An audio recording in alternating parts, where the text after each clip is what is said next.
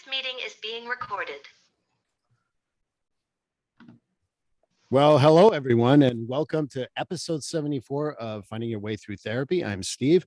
You know, one of the things that Jane Katelyn had talked about, and I thought it was a great idea, we're about 2 days away from Veterans Day. I know we're not recording on that day, but when it comes out, it'll be 2 days away from Veterans Day. And we always end up wanting to talk about it, and then we end up talking about first responders all the time. Today, I'm going to avoid talking about first responders altogether. And we have a special guest today that's never been on the show, which I'm really looking forward to getting to know him. So first things first, I want to introduce our newest guest because the other guys, you already know them. Who cares? But Kyle, welcome. Do you want to introduce yourself? Yeah, my name's Kyle. I'm 32 years old. I'm from the state of Massachusetts. I'm a Army combat vet. Did 8 years active duty service. I did 13 months in Iraq, and then I did 9 months in Eastern Afghanistan. So my first deployment was 2010 when I was 20 years old, and my second deployment was when I was 23. Overall, for 9 months. Yeah, it was my second deployment. All right. Well, welcome, Kyle. And, you know, it's interesting because Jay said, hey, Kyle wants to come on, wants to talk about veteran stuff. And I'm like, yeah, bring him on. So I'm very happy that you're here and thank you for your service. I appreciate that. I won't wait till Memorial Day to say that. Of course, that's a joke in case people didn't get it. Jay, how about you introduce yourself? Jay Ball. Been on this a million times before, but actually, what did you say? 7? It's already been 7 You're times. number 7. You're like my Bill 7. Murray of David Letterman. Never 7. It's like Groundhog Day all over again. United States Army veteran. Was in a few years before Kyle. Going to be the big 4-6 soon, so a couple of years before him. But yeah, I'm just not too much about myself. I like talking about veterans issues and mental health. But I'm glad Kyle's here because he's got a great story to share. And he's an inspiration. He's not going to get into everything, but he's an inspiration of some of the things he's done and overcome. Welcome, Jay. And Katelyn, how about you introduce yourself a little bit here? Guys, I'm Katelyn Dehey. I'm a licensed mental health clinician. I work at Westboro Behavioral Health Care Hospital, and I run the first responder program there to include vets. I was going to ask you, do you guys take on vets? Yep, we have a couple of veterans in the program right now. All right, great, perfect. Happy that the program is taking off really good. So congratulations on that. Thank you. So Kyle, how about, we wanted to have you on because it's Veterans Day is when this comes out, will be 2 days away. And, I think that with Veterans Day and then the holidays right after that, there's a bunch of issues that come up for veterans. And if you want to share a little bit about your story, that's great. Obviously, I'm not asking you to say things you don't want to talk about because obviously I want to respect that. But I want to hear a little bit about your story and maybe tell me a little bit of what Veterans Day means to you. Okay. Yeah. So I joined the service right out of high school. I graduated in 2008. And I can honestly say I never had not that I didn't have the strive to join the service, but I never had like the push. Sadly, in 2008, my mom committed suicide 3 months after I graduated high school. So I didn't really have I had a full academic scholarship to go to school, and I knew that wasn't like the play that I wanted to do. So I was like, oh, I'll join the service. So I walked in at 18 years old and looked at my recruiter and said, I want to go to war. My recruiter laughed at me and said, sign here. And 92 days later, I was in basic training, I went to Fort Knox, Kentucky. I was a Cav Scout. So I was a 19 Delta. So I did like long and short range reconnaissance for anybody that doesn't know that. And then after I got out of the service, after I got out of basic training, it's like roughly 12 days later, I was boots on the ground in Iraq. So I went in total around 5 months. I went from a civilian to private and basic training to a private in Iraq with guys that I've, never ever deployed with, never met, and was working my way through it. As Jay knows, I was good at the service because I was already broken. Like I grew up with my mom. I didn't have a dad. I was already broken when I joined the service. So I excelled very well. I was very comfortable being uncomfortable. I could do what I was told. Like it was my, so I didn't really grieve in a sense of what had happened at home. So I was just working my way through that. I did my first deployment. It wasn't bad. It was the the drawdown from Operation Iraqi Freedom to the changeover of the campaigns to Operation New Dawn. So it was a drawdown where we were helping the local security forces close fobs and, stuff like that. So I came home, and it was the reintegration process where it was, okay, I've been gone for, over a year. I was coming home. I was like trying to figure out, I, created relationships with people and trying to work my way through that. And like I said, I didn't have, quote unquote, a family, like, blood family. I had guys that I was in the service with. So, as you work your way through dealing with that and coming home and, having all these emotions and, almost relearning how to be in society. Like, I mean, I went from not driving, a car for a year to, I was driving a Humvee for a year, being around people, and like, not that it was a traumatic deployment. It was just, working your way through that. So I did the train up, went to a bunch of schools, was working my way through the ranks. And then 2013 came along and they were like, hey, we're getting ready to deploy to Afghanistan. At the time, I had a wife. I don't have a wife anymore, but she was pregnant, and I found out she was pregnant, and I was like, well, I'm going to go to Afghanistan and you can deal with this on your own for 9 months. So I got on a plane and I went off to Afghanistan, and Afghanistan was a completely different animal. It wasn't anything that, 3 years later, you thought, the drawdown of Iraq, and what we thought was it was going to be the same way. And it was completely opposite. It was still the wild, wild west. I operated out of a forward operating base. So I was attached to a quick reaction force. And then I was also in charge of physical and outside security for my squadron commander. So I was a sergeant at the time. So I had my own fire team. Long story short, that was, what we were in charge of, transporting to and from, making sure his, security and his well-being was taken care of. And, at 23 years old, where you've been in the service since you've been 18, you thought, you knew it all, and you had young guys, and then all of a sudden, the guys around you that, start passing away. You know what I mean? There was 3 guys total that passed away within our squadron. 2 of them I was, very close with. I won't get into, what happened, but they were KIA, and it was definitely a very big wake up call. We were working our way through deployment, through the deployment, July 13th of 2013. I was within, I would say, 4.5 feet of a 107 millimeter rocket. I was blown down the road, roughly 35 feet. I was placed in a coma for a week. I had a traumatic brain injury, and that was my 4th one. I was in a concussion care clinic, recovering. I mean, I had extensive injuries, and it definitely was even now. I mean, being, the age that I am and working through the days. I mean, I still have, I get, treatment for chronic headaches. I have, the other, situations that I deal with, personally, that I've had to I've seeked, outside help with. And, in the beginning, when it first happened, I was definitely like, oh, I don't need to, talk to anybody. I don't need to do anything. I don't, it's just, this is the way it's supposed to be. This is how I'm supposed to feel. I'm supposed to be angry. I'm supposed to, come home from deployment and drink myself into oblivion and, not talk about it, not, confide in anybody, and everybody feels like this. And so I was going through, recovery and doing PT and going through that. And then that was going well, but everything else started, to crumble around me. My wife at the time, we weren't getting along. We had a child. I was drinking a lot. I was just masking the problems that I had. I didn't want to take medication. I didn't want to talk to a doctor that thought they knew where I was coming from, what I was doing, where, I just thought, being hard-headed like that they, they had no idea how I felt. They didn't know, they didn't understand, they never understand. So I got out of the, I got out in 2016, and that's when my wife decided to leave me. And I mean, I call it I say what they call, I had a staycation at the Bedford VA for a couple of days. I had to, I had a little rest and recovery, a little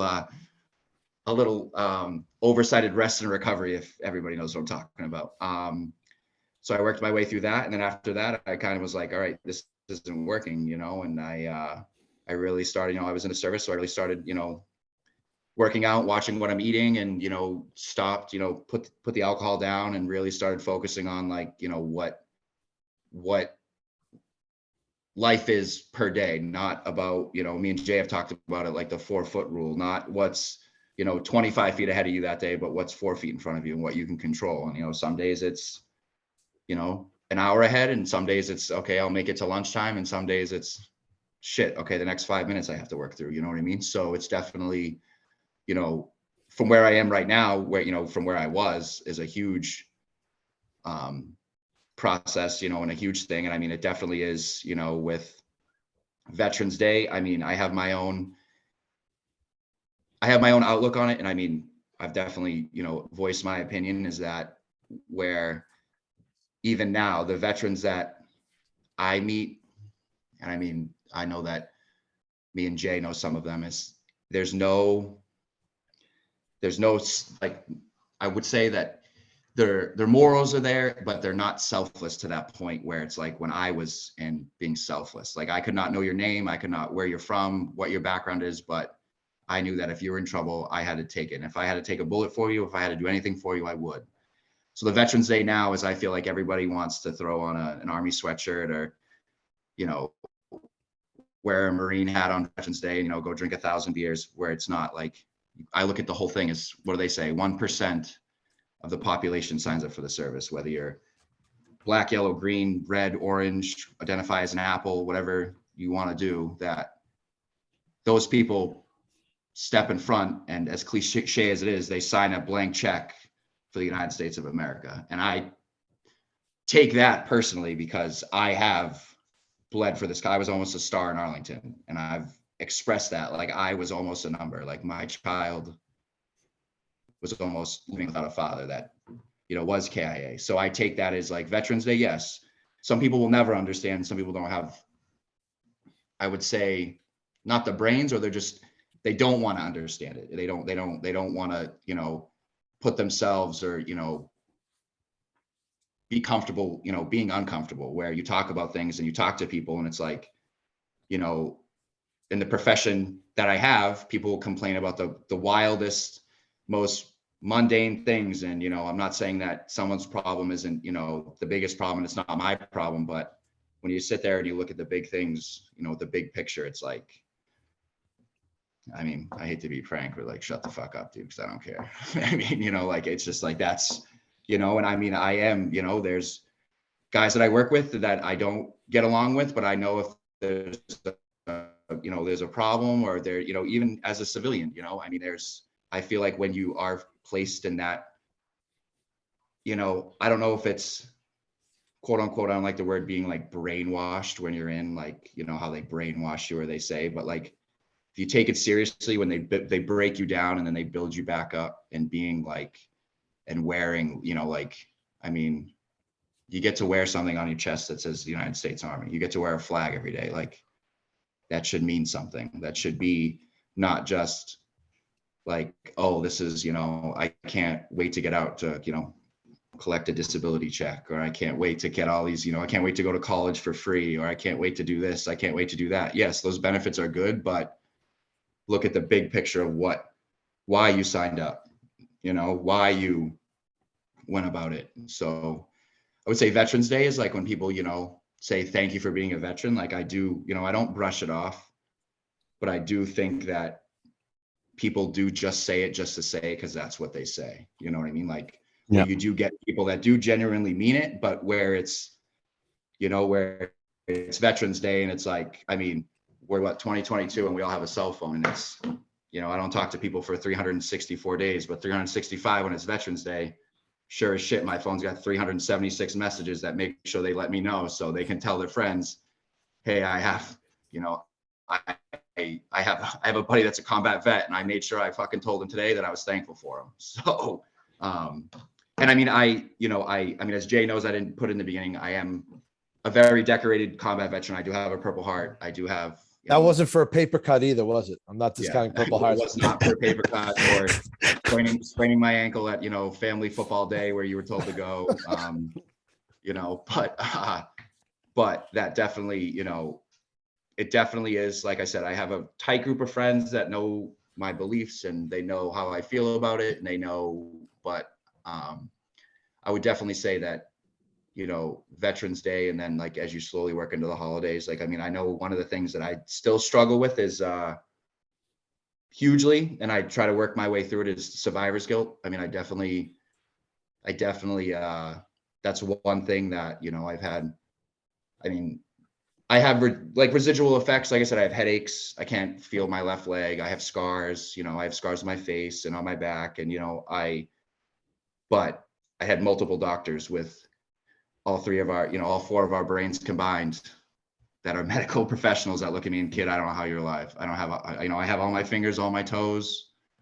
And they looked at me multiple times and said, like, I don't know how you're here. So, the things, like I said, that happened to my friends, it just kind of sits with me like, okay, well, how come and I'm definitely much better the way now than I was, but when I first came home, that was definitely a huge thing. And then as the holidays come around and their anniversaries and Memorial Day, that's definitely those are the days where they're 5 minutes at a time, not 4 feet. Those are, inches at that. So, but yeah, that's the gist of it. So Don't tell him thank you for your service right now. No, all I can think of is I don't want to thank him at all, period, at this point. But, truly appreciate you sharing the story, because I don't think I've ever had someone just take over and see the three others just riveted to your story. So thank you for that. I appreciate that. I have about 1,200 follow-up questions that I want to ask. But because I don't want to go anywhere else but to figure out about the hard part to me when you said, I don't need anyone. And you don't need to answer that if you don't want to. This is just like, that's a mentality that I find with a lot of vets, because, I have my squad, I have my guys. I've never served. I'm a big pussy. I will always admit that freely. But when I get those vets and they say, I don't want to reach out to the other guys, and I'm like, but what about reaching out to people people you trust? Why is it so hard for a vet to kind of like, Jay served what, give or take 5 or 10 years before that.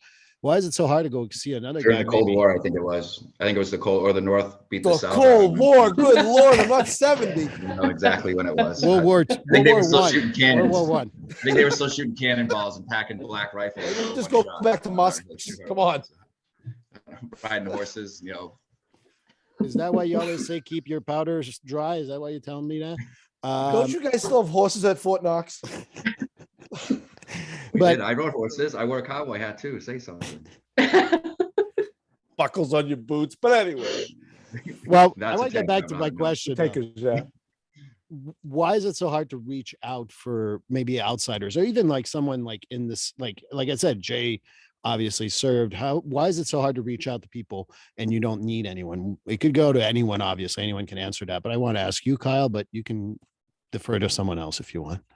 I would definitely say, I think it's just, we've definitely talked about it, but how long has, if we're talking like how long has mental health been a stigma? How often, or when you look at it and you say, hey, like, I'll openly say it, I take medication every single day, but it's not, I have to talk to somebody. So when someone asks me now, like, yes, you're right. I have one professional that does, talks to me. I talk to this way. I have another person I talk to this way. And then I have a group of friends now that I can, talk to on a whole different realm. And when you say off the wall things, they understand that it's just you, being you. So I think for so long, and I would say that we have one of the best fighting forces in the world, but I feel like we were so behind the curve when it came to like mental health and physical health within like the United States government, because it was just train, fight, come home, train. And the war was just so overwhelming, where it was just we were in Afghanistan for 22 years. We were in Iraq for 10 plus years. And then we were fighting, on top of everything else that, we don't even know about. And the amount of people that come home that it's just, where you have older command that looked at you like, oh kid, you're fine. Like throw a Band-Aid on it. Or, hey, I had these thoughts. Oh, just take some Motrin and drink some water and those thoughts will go away. You know what I mean? Or, where I think that it definitely now is playing such an effect of the amount of suicides that do happen. I mean,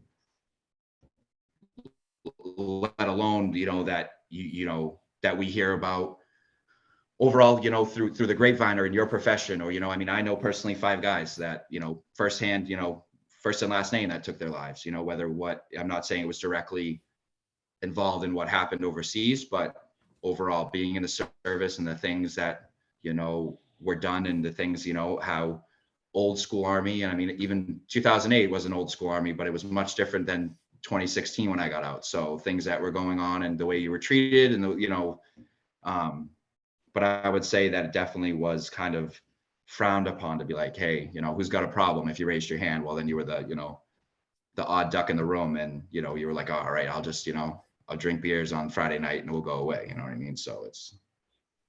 Yeah. So Go ahead, oh, sorry. Mike. No, I was just So going to one- say my experience is, go talk to the chaplain or say if you have a problem. And then the next thing you know, you're not able to continue to serve. And sometimes that takes away a lot of that stuff. So that's my experience with the vets. And that's why they don't want to talk. I don't believe that stigma has changed, but I could be wrong.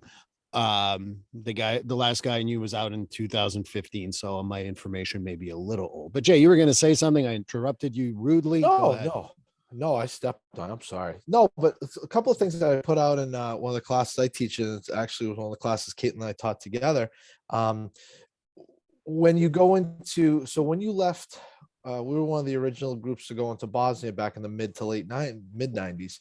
When we got to Hungary after the deployment, it was a lot of moral injury over there in Bosnia, seeing things that were just nothing people were used to, especially in that time frame. But you get out. I remember being in formation and our first sergeant basically saying the chaplains and psychological services are all over here and the beer tent is over there.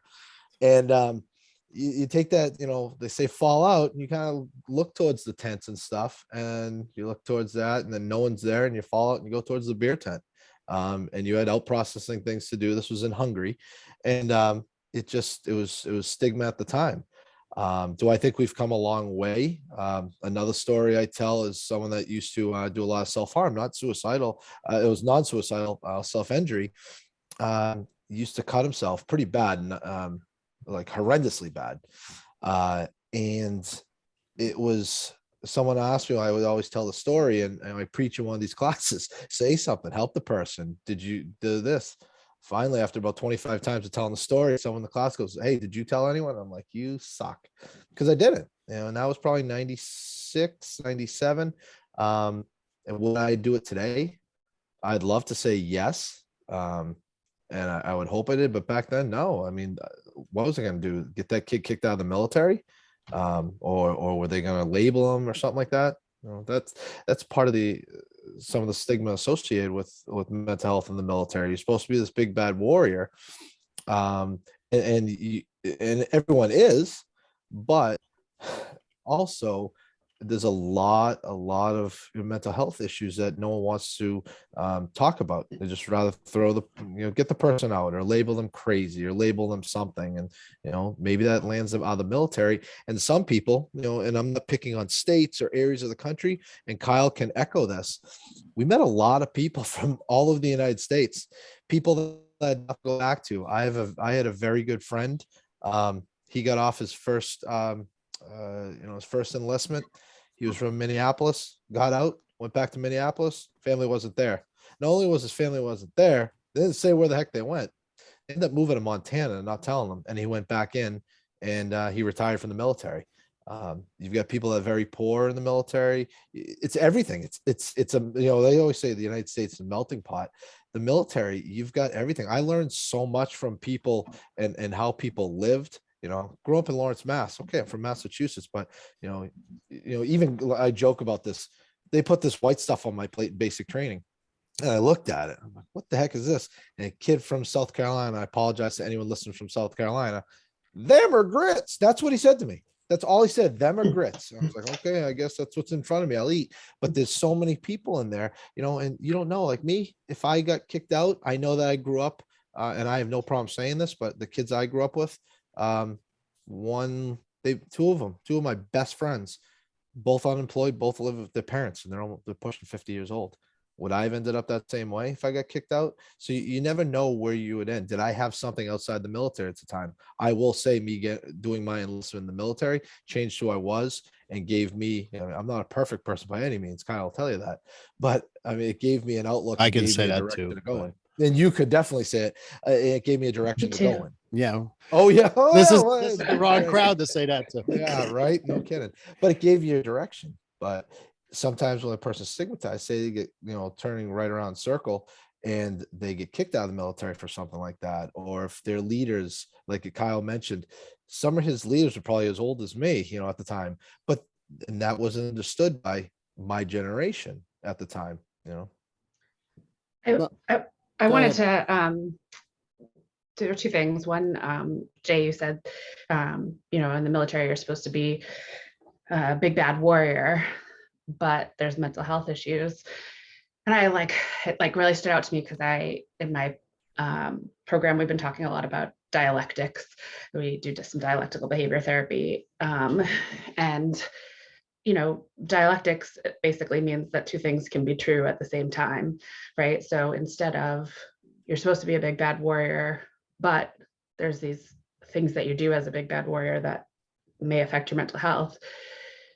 Like you can be a big bad warrior and struggle with what that means and what those things are, right? Like sort of replacing that word but with and, because it's not one or the other. They can both exist simultaneously and both be true at the same time.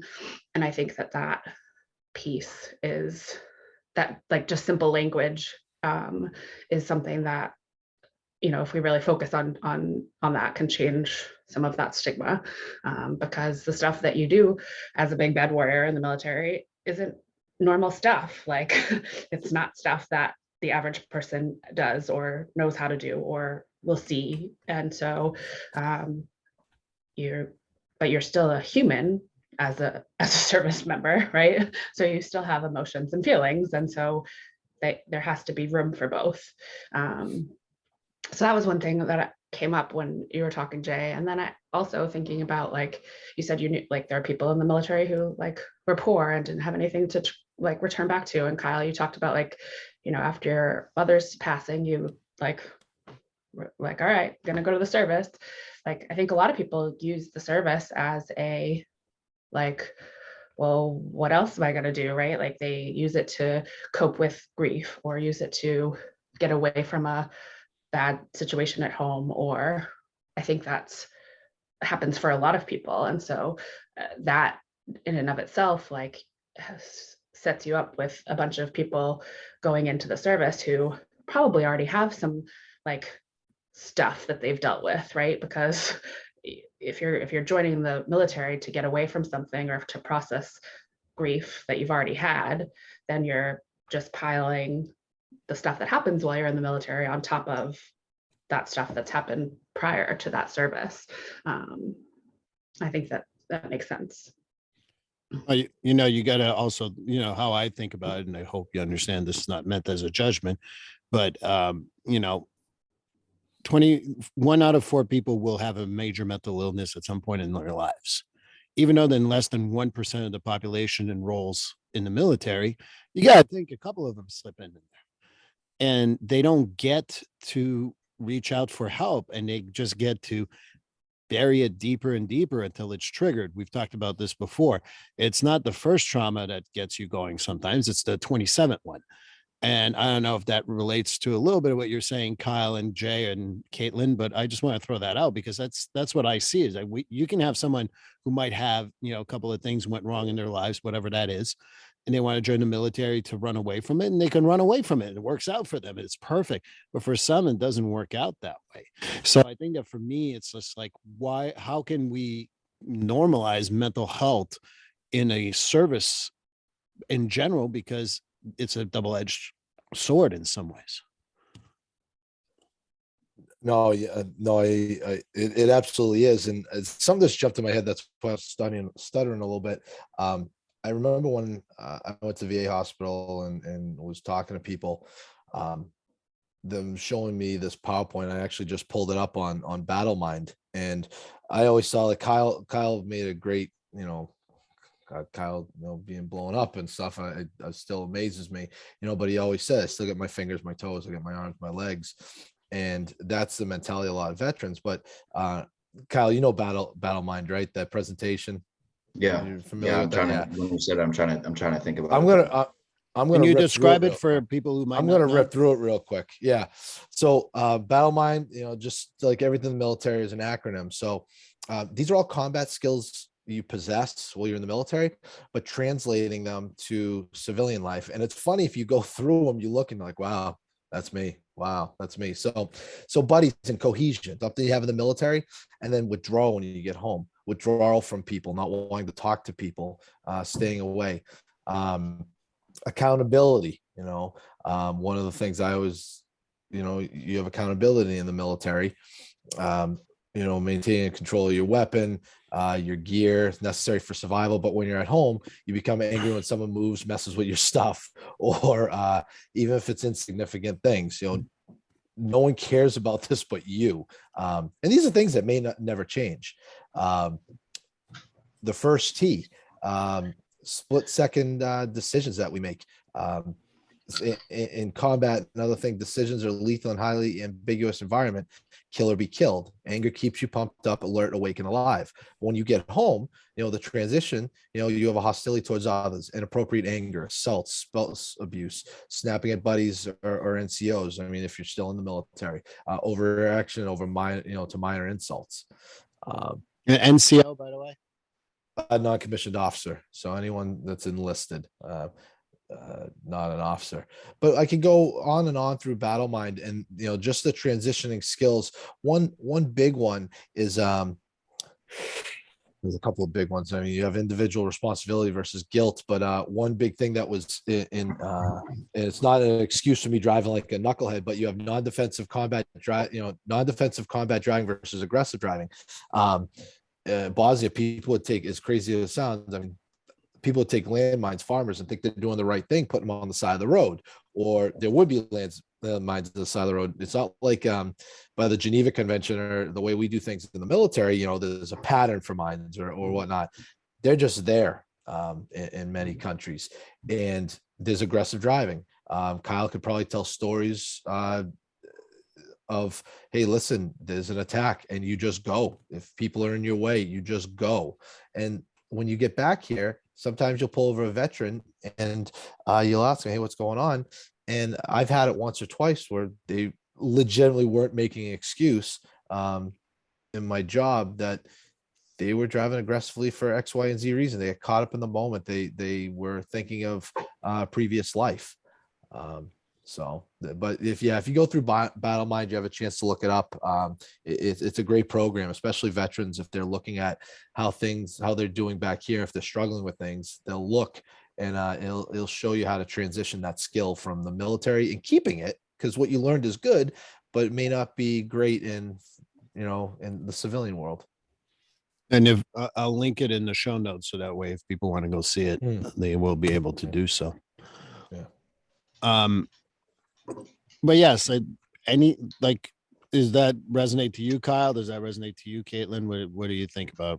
Because I don't know what BattleMind is. I will admit that.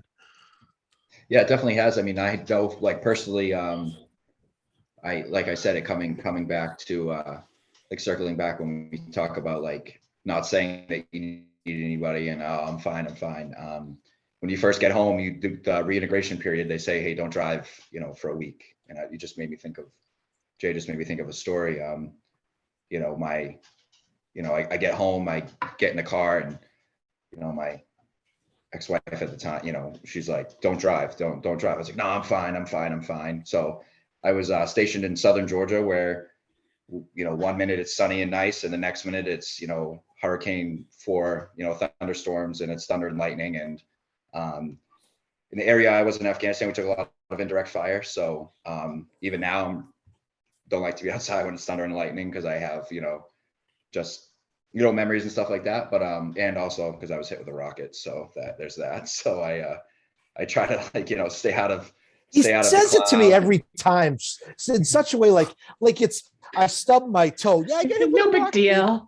No big So deal. nonchalant. Stubbed my toe and hit with a rocket. But anyways, I always have to say that when he talks. So I'm getting in the car, and I was on the Interstate 95 in southern Georgia, and the thunderstorms are breaking out. I'm in the fast lane, and I'm telling you, the loudest boom that I've ever heard prior to being in a conflict with the United States went off, and I went from the fast lane across 4 lanes of traffic into the grass, and I stopped, and like I said, I looked at my my wife at the time, and she's like, "What was that?" And I was like, I heard a boom. I had to get out of the way. And she's like, all right, why don't we swap seats, and I'll drive for the rest of the time. But it comes into the fact of where you think subconsciously, I was like, no, I'm fine. Like, what would happen me driving? Like, what honestly would happen me driving from point A to point B? And a thunderstorm, like I said, it could go within 5 minutes, it's over. And in that instance, thunder and lightning goes off, and I almost caused, a 10-car pileup on 95 with my, and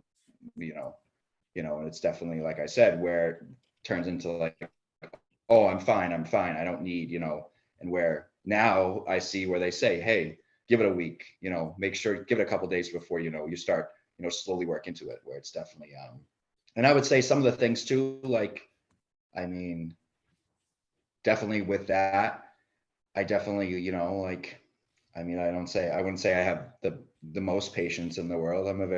I try to have a lot of patience, but it doesn't always, we don't always get there. But even with, just, how it correlates to the civilian world and what you take and how you act. And and like I said, even Jay, like, we think it's not, I don't even like to use the word, but we think it's normal behavior now. Like, the things that we do, we consider like normal behavior, where I say like, oh, that's just normal. And people look at me like, all right, dude, like, you're a lunatic.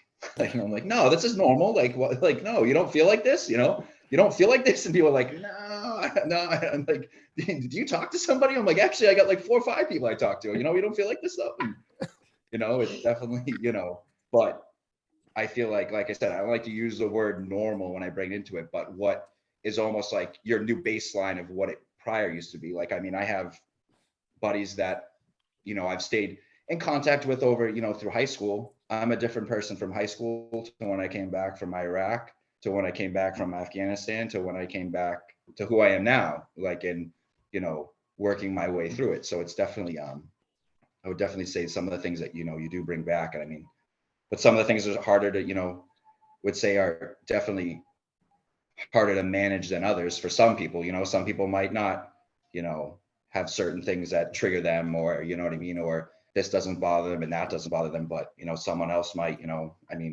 like I said, thunder and lightning, we don't get along. So. Well, it's the whole experience of being in the service changes your worldview and the lens at which you look at things, right? So Yeah.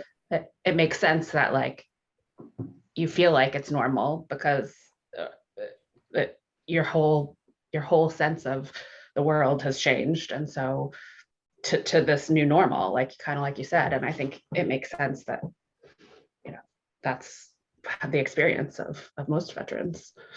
One thing I want to point. Oh, so good, Kyle.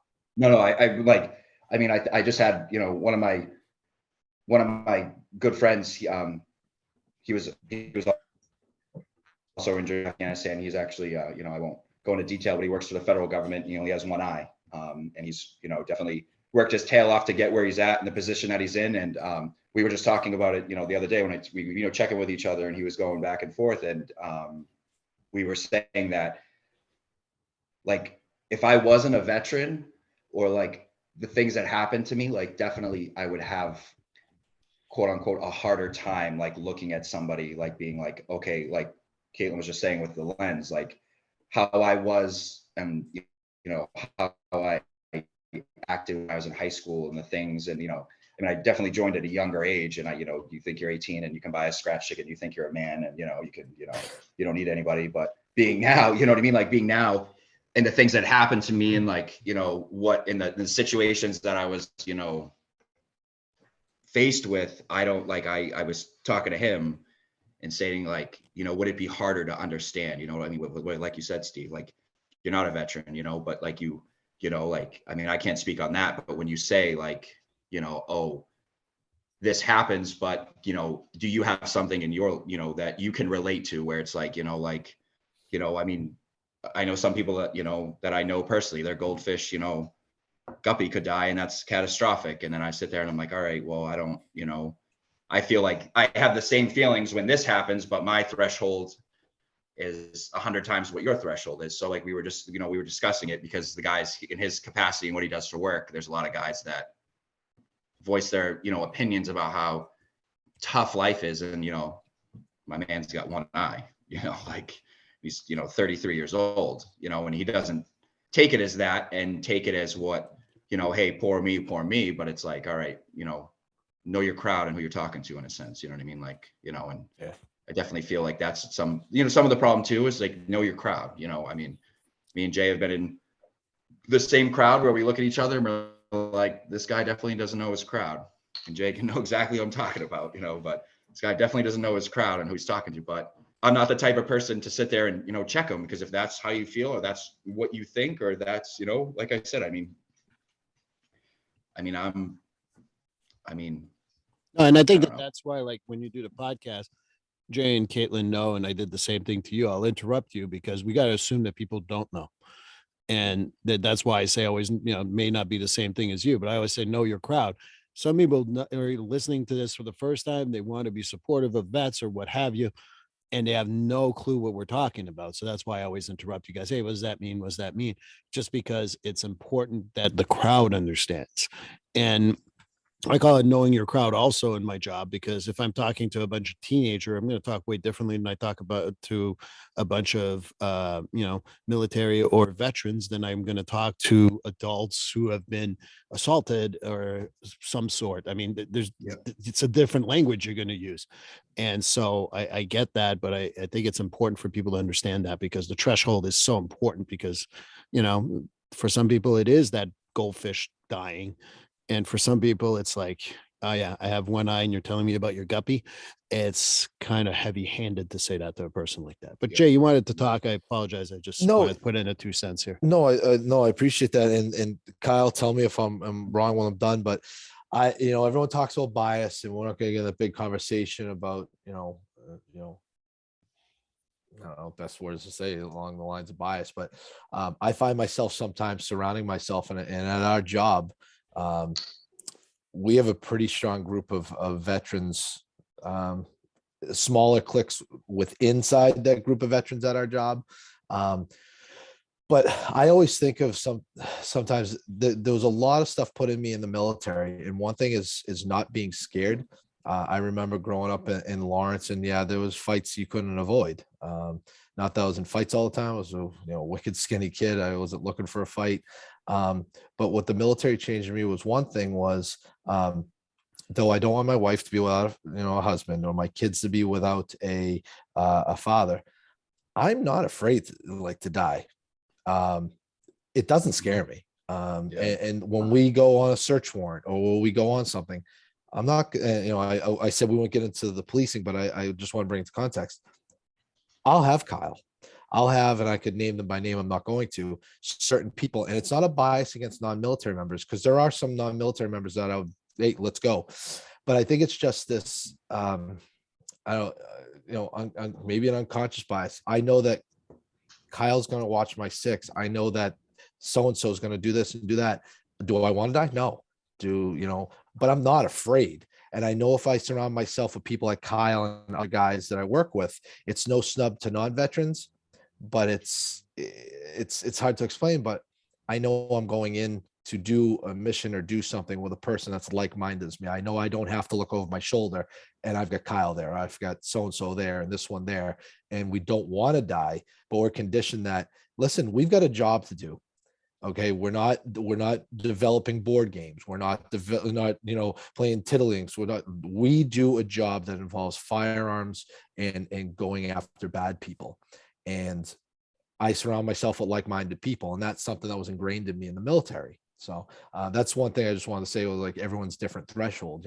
When people hear me say, one of my coping strategies when someone passes away is people die. It's a horrible thing to say, but people die. I think it's just one of those things that gets ingrained in you as a veteran that some people that, weren't in don't understand. Well, don't worry. My daughter went into school and someone had passed away. And my daughter says, well, technically we're all dying. And I got a phone call for that.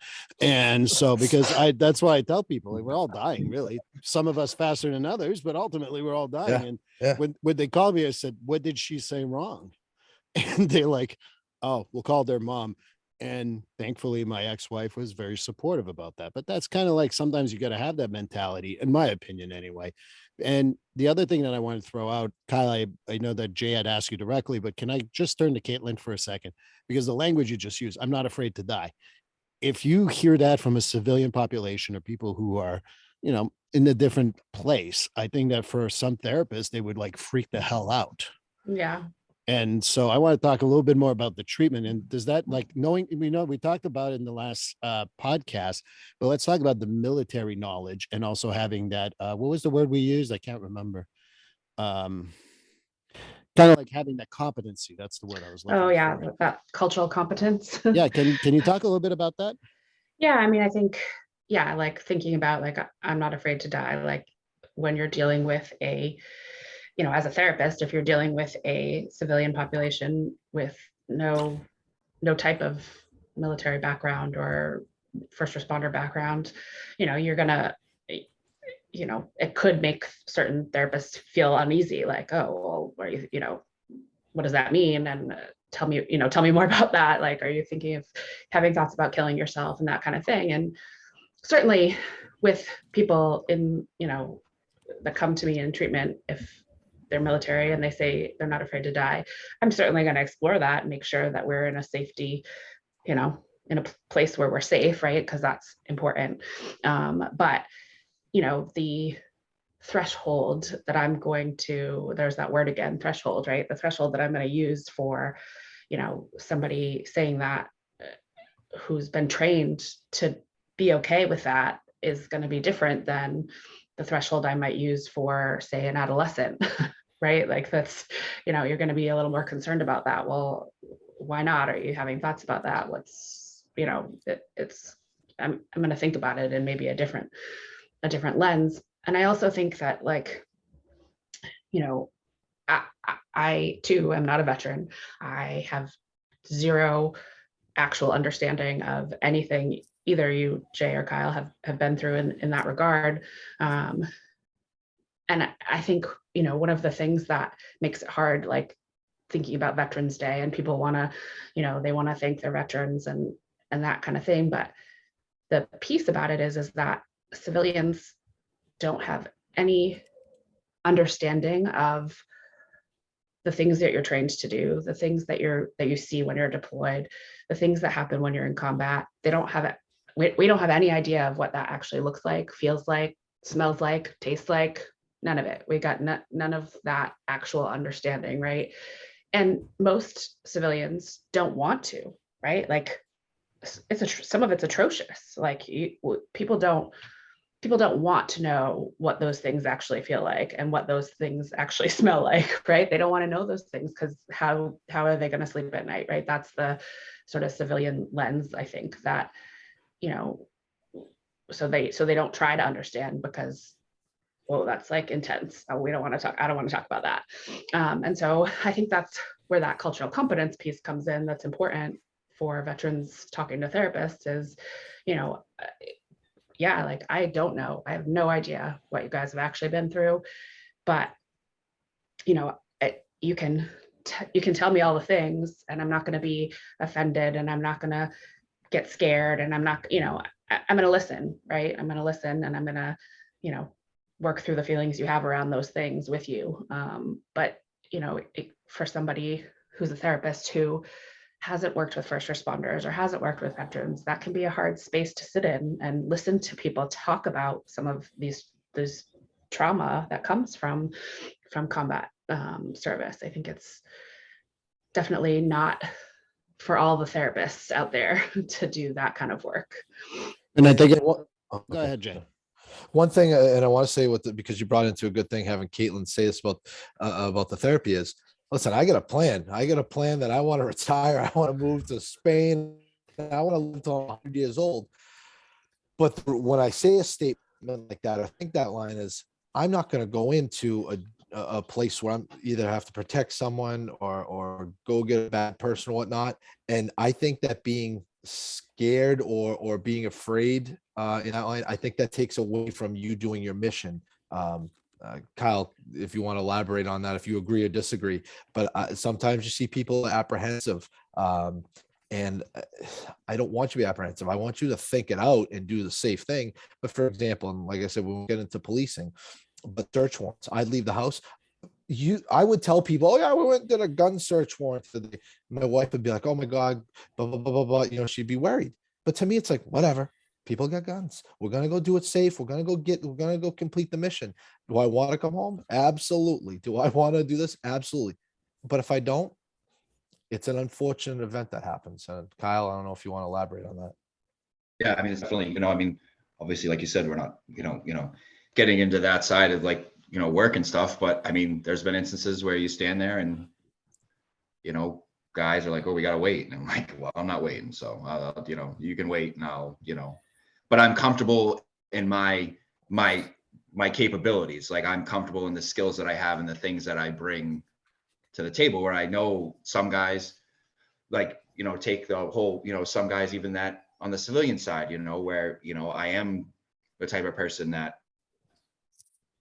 I mean, respect and manners is a huge thing, and no one's going to disrespect me when I'm out in public. Like I have a 9-year-old that's very respectful, and if my 9-year-old's respectful, then you're going to be respectful. I have guys that, that are afraid to send food back because it's cold. Oh, I don't want to, and it's like something as small as that. But I mean, someone doesn't say excuse me in a store, like they're going to hear, like something's going to come out of my mouth, and that's just who I am as a person, and that's just like what I've, I mean, I'm not saying that I'm a jerk about it every time, but where we do, like I said, in that aspect where I mean, like you said, I'm not afraid to die, but I'm not like, I don't do reckless things, We don't want to, but yeah, you know what I mean? Like, it's not like, I'm on a motorcycle with no helmet, driving 150 miles an hour, or, I'm, cage fighting, great whites and stuff like that. But I'm saying that overall with like, if it, you would cage fight a great white. Yeah, I think I actually would. I think I actually would do that. But I'm saying even at work where it's like, and I was just getting back to that whole, and it incorporates like people being selfless and people being, having those, those morals, and knowing that like, even in the job that we have, and brings back to the fact, like it's something bigger than yourself, because at the end of the day, you still have to protect, Bob down the street that you've never met, talked to once. But in that time, if it's your time to do what you have to do, you have to do it. And there are some guys that are very apprehensive and very slow to, I'm not saying that they wouldn't do it, but they're very slow to that, I mean, obviously it's different being a veteran and being in the military, because it's like, okay, like you pop me in the bean, good shot. But I'm haunting you when I'm, you're not going to go, you're not going to, it happens. Like it happens. Like it is what it is. I mean, I'm not saying that it's not tragic and awful. And when, but, you see these, I mean, even, with knowing people that, were KIA in the military and stuff, the wives, they are upset and are, are very sad for their children, but they take it as like, I mean, obviously my friends, but my husband knew what he was doing when he was doing it. He wasn't being reckless. He wasn't, looking for a medal. He was doing what he had to do in that moment, and when you can look back and, you know, I do keep in contact with the wives, and you know what I mean? They do take it as, you know, it's you know, very honorable when you sit there and know that someone, you know, put themselves above everything, you know, everybody else besides them. They were the last person they thought about, you know, and it's just definitely, you know, it's definitely a, I mean, it's like it's not even a touchy subject. It's just, you know, sometimes it fucking drives me crazy, and other times I just accept it, and, you know, I just. Well, also, it's a different set of values, right? Like when you go through military training, you're ingrained with a different set of values than most civilians have, right? Not that some civilians don't have similar values, right? That I don't want to say that, but you know, it's very different. Like the values that you're operating from, the principles you're operating from are not like the ones that civilians operate from all the time. And so then, you know, you're in that world for such a long period of time, and then you come back and you're plopped into this world where you know only a few people here and there that you come across are people that have those same values as you. And so, you know, having to interact with those people and deal with that is a big like culture shock, right? It's like a big culture change that you have to navigate. And I think that that's challenging. and I think it's Definitely is. 'Cause I mean, at the end, oh, sorry. no, go ahead, Kyle. No, I would say that definitely is, because then you feel, you know, like you feel like the odd man out when it's like, okay, this is how I feel. But, you know, if you're in a pool of 10 and two of you feel this way, like you said, you sit there and now it's like, okay, well, now we're the odd ducks out, but this is just who we are. It's not that your values or what your outlook is. Because I mean, like I said, I have buddies that I'm very, very, very good friends with that would never join the military. They came out flat out, I would never do what you did. I'm too afraid. I want to sit and, you know, I don't want to do that. I wanted to go to college. I want to sit, you know, in a cubicle. And, you know, when I take that, you know what, you're absolutely, you know, but they don't also, when I look at me and I have my values, or when I speak my mind, they know that it's like, you know, I'm not the odd man. You know, I don't feel like the odd man out, because it is what it is. But like you said, the general consensus is sit in a room with 10, two of you guys have an outlook. Okay, well, you guys, you know, you guys are the odd man out. And that's not like, you know, but that's, you know, everybody's got, you know, their, you know, like you said, I mean, but even me and Jay being in the military, me and him valued things a little bit differently anyway. You know, something that's more important to me is probably less than him, or, you know, more important to him is less than me, you know, even, but I mean, I feel like the baseline of being in the military, that's always that baseline of what, so. Right. And I think that you know, we're getting close to the hour. I try, you know, this has been a fantastic conversation. I hope people get a whole lot of it. I want to come back to a couple of things. You know, there is a strange bond that is a bond, but also kind of like when you had a couple of friends had a KIA, and you have the bond with that family afterwards. You know, sometimes that can be triggering for other people. Sometimes it can be difficult for them, because that's, you know, it's not an easy thing to do, but you don't ever want to abandon them, because you know that they gave their lives and they're forgotten on a regular basis. That's what I kind of find a whole lot of times, is that, oh, thanks. You know, after 2 weeks, I always tell people that if, you know, 2 weeks later, that's when you check on people. You don't check in within the first 2 weeks. They got all the food. They got all the check-ins in the first 2 weeks. Check in on the third, fourth, fifth, sixth week.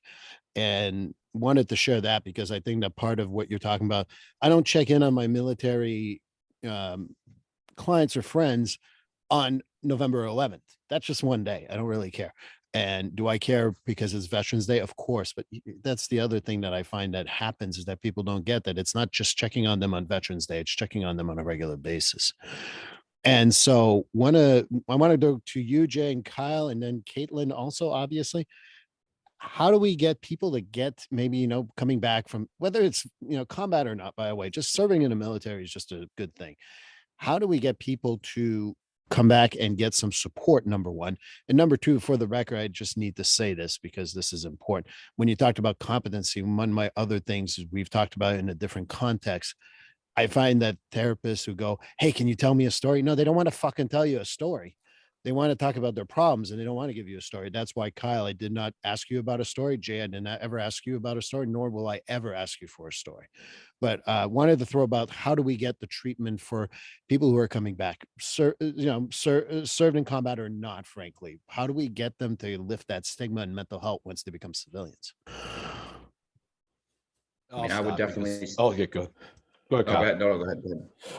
I would start, and something I preach all the time. We need our leaders, to buy in. No one came into the United States Army as command sergeant major. No one came into the United States Army as a four-star general. All right, everyone's got their own beliefs on mental health. People can believe that's the same as whole body health. People can say no, it's a weakness. I implore to the leaders of the military to understand that, you've got soldiers, Marines, airmen, sailors. They're struggling. They've got a lot of things going on. Let's see when they actually have their struggles. To the probation officers out there and the clinicians, if you're only talking to your client, or you see your client as a probation officer in November and December every year for 4 straight years, that should probably be what we call a clue. And I could do a little stand up with Kyle knows exactly what I'm talking about. It's a clue. It's a clue. Okay, what happened in November and December? Was it something as simple as they were deployed during the holidays? Or did something really, really bad happen that triggered that veteran? Ask these questions, okay? When you don't see someone in April and you don't see someone in January, but they're having those struggles certain times of the year, look into that, But I want to point towards the leaders. Do something. Don't be that leader that stigmatizes, and then you sit there. And I don't want to pick on San Antonio Police Department, but they've had a rash of suicides lately.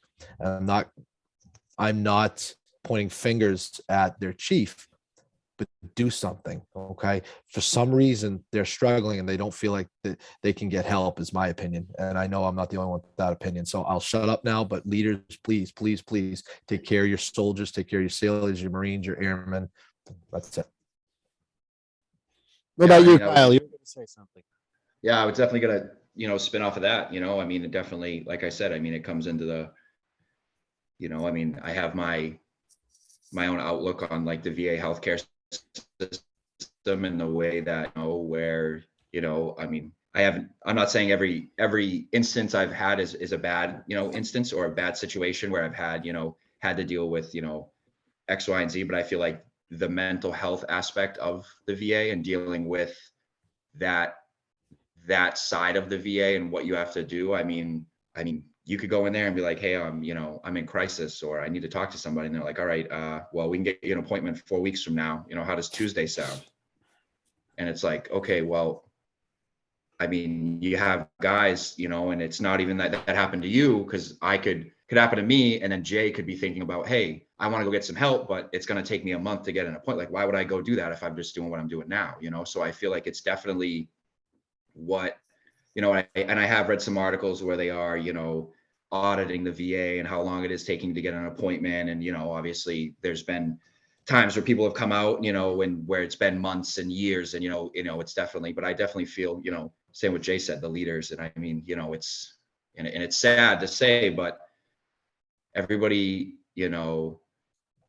puts that, that cap on mental health. But then when someone ultimately does commit suicide or something does really bad happen, everybody's shocked when, like you said, Jay, there's all these clues. There's all these clues. You just have to be able to open your eyes and not be ignorant. I hate to use that term, but ignorant to the fact of what's really going on. Like looking at the overall, like you are in that position to, whether you're a boss at a corporation or, a manager at, a supermarket or, whatever it is, you're in a position to, make sure that your men are taken care of. And then when it's like, I mean, the guys, in our profession, we see probably more than we see our families. I see guys at work more than I see my son, and we have that relationship. So when something's off, something's off. So if you're not, I definitely feel like it definitely takes a, it falls on the leaders, and obviously, but it also, like you said, it falls on the person. Like you gotta, and the veterans listening or whoever listens, like you gotta,